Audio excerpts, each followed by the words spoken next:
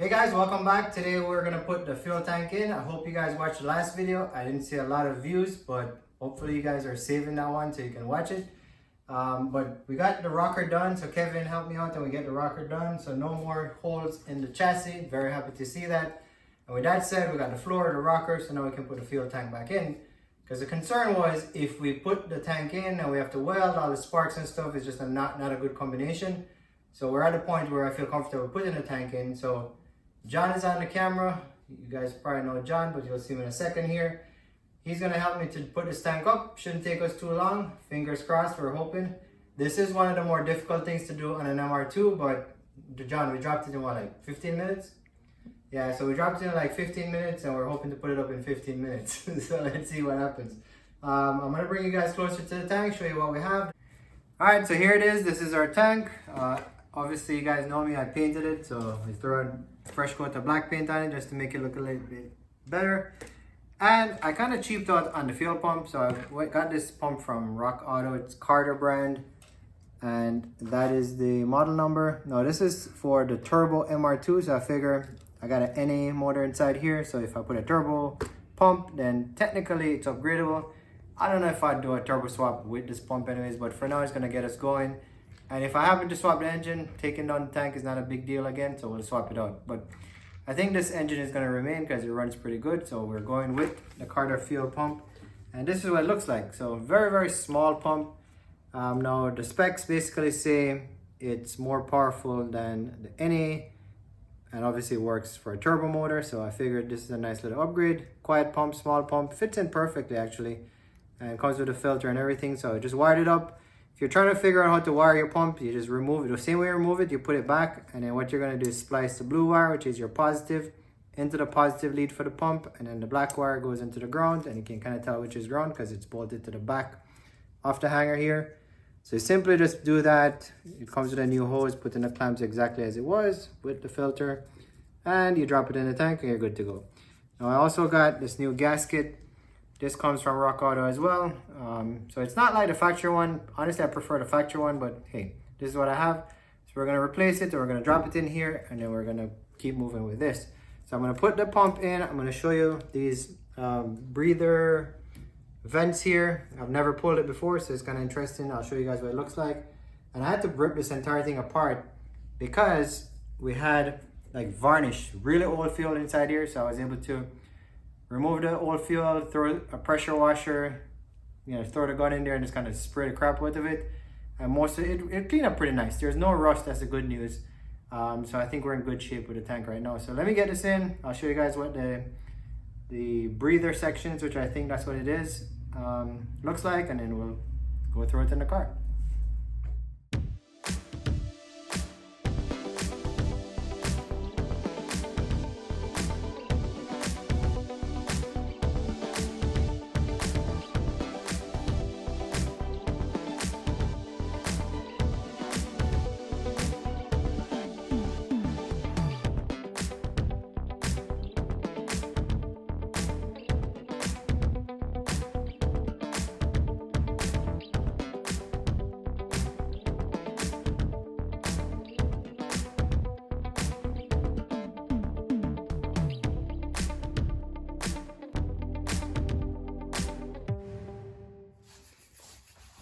All right, guys, so that's John. If you remember John, he helped me to drop the tank. What's up? And here's what's interesting. So I didn't paint this vent tube or whatever you want to say it is.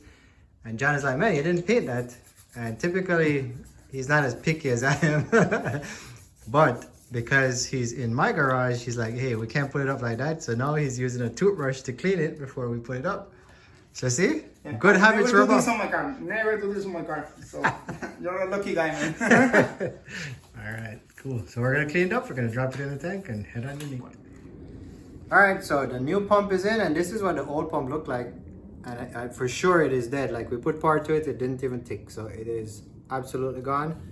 I think it's safe to say we know what the problem was in terms of getting fuel to the engine. So honestly, I mean, John and I started a car with carb cleaner and it fired right up. So once we get some fuel, I don't see any reason why it shouldn't run. So we got new oil in there and throw some fresh fuel and it should be good to go. So the last part of the puzzle here before we get it inside the vehicle is, let's look at these ventilation caps. I had everything taped up because I didn't want anything to get in. Let me get this off. My gloves are getting in the way. Okay. So here is what's inside of these little end caps here. These little things, and it's like a one-way valve or something. So this is, if you're curious what's under here, this is what's under here. And I put it back exactly how I took it off. So I made a mark, and it's the same thing on this side. So again, I took these out because when I was cleaning the tank, normally you wouldn't have to mess with these pieces, but I figured since I, disassembled it, I'll show you guys if you're curious what's under here. This one is a little bit different design, but same internal, I guess. And it just slips right in here and just like that. So now we're gonna take this vent piece here, drop it on like this, screw it down, and then we're gonna go in the car. And that's it. That's your fuel tank on the MR2. This little guy right here, this is the fuel gauge sender. So this tells you if your tank is empty or full. I'm hoping this is still good. I cleaned it up. If not, I will do a video. Some guy on one of the MR2 forums, he told us about a old school Toyota truck that uses very similar. The only thing is your empty light will not work. And honestly, you really don't need the empty light to work. Just don't get your car to empty. But the gauge will show you that you're going close to empty.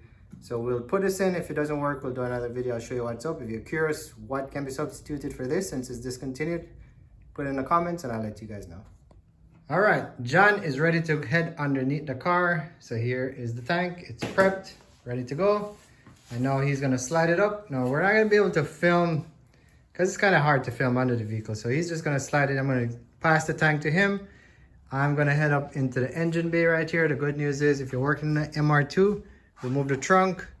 I had to remove it to do the welding, so the trunk is removed. And I'll just peek down here, grab the pieces on the back, which are right here, feed them in, and then John will just push the tank up. So let's see how long this takes us. It's now 10:30 at night. Let's see what time we finish. Well guys, we finally got the fuel tank in. It wasn't too bad. It did take some time. Putting up the tank was fairly easy, but getting the fill hose, that rubber hose in the back, because I had pulled it off and I painted the tank and I forgot to mark exactly where it was. Now this hose gets very hard. If you're not putting a brand new one on, it's going to be hard. It's going to be molded to the shape of how it fits. And I was having a hard time figuring out what orientation I took it off to put it back in. So we got the tank up, trying to fiddle with the right way to get the hose on so we could connect it. And I'm talking about this hose right here. So that one with the little rusty clamp, and it goes to that fill neck. So there's that metal pipe that goes to the fuel filler up there. So essentially, we tried to put it up with the hose on, wasn't quite working out. So what we did was we took the hose off. So I took that rubber hose, corrugated the hose off, and then we removed this metal fill pipe. There are two 10mm bolts right about there, right below that little red dot that you're seeing. That's where the bracket is. So we pull it off, basically just roll the tank up. Tank went up very, very easy. And then, we connected the fill hose here to the rubber hose, and that was it. And the rest of them was a piece of cake. Putting on the, the overflow tube, which is that kind of braided one right there. And then the rest for the evaporator lines right here. So that went out pretty quickly. So all in all, honestly, fuel tank, it's a tough job if you're by yourself. If you got a friend like John here helping me, piece of cake. So we got that in. I got a few extra parts in. So got the evap canister here. This was painted up. So, just little pieces trying to make this engine look better. So engine has come a long way. Technically, we can't start it now to put fuel in. I did get the wires on the inside here all plugged up, tested the pump. Pump works, but I haven't put any fuel in there because we're coming back to do some more welding in this spot. So Kevin has to come back, and that's where the fuel filter is. So I haven't put the fuel filter in because I'm gonna basically leave that so we can get this piece of the welding job finished. And then once we're finished with this section right here, we'll put the fuel filter in, put the feed line on, and crank this baby up and start driving. So before I end this video, let me go under the car, show you the tank in place. And then I also went ahead and painted the suspension pieces, since I'm gonna go put the wheels back on and kind of wrap up, you know, for the most part, the underbelly of the vehicle. So there you go. I gotta painted these. If you remember, these were very, very rusty before. So sanded them down, threw a coat of chassis paint on it. So that's looking nice. Those were the original brakes. Kind of painted them up as well. So the car's coming along. Fender well. Got some rubber coating on it. So that's what the rest of the vehicle will look like when we're done. So I am taking my time and I am liking the progress. Hope you guys are as well. Let's go look underneath. And there it is, coming together. Of course, it's always a challenge to film when you're under the vehicle, especially since I don't have a lift. I'm on jack stands here in the garage, but those are the brackets. Again, all of these bolt holes were rotted out, and you know, Kevin helped me. He took these to his shop and he actually took out all these bolts that were broken off and cleaned it up for me. So that was very, very helpful. Again, thank you, Kevin. Just can't say thanks enough. And there it is. Everything is painted. It's looking good. E-brake is working again. We got new brakes. You guys remember, there's the new floor. So this side is rubber coated. I am gonna work on this side, so I'll probably rubber coat this side as well, just gonna make it match. And I got the sway bar, got the sway bar painted, along with the suspension.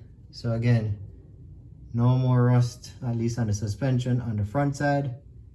So it is coming along. It is coming along.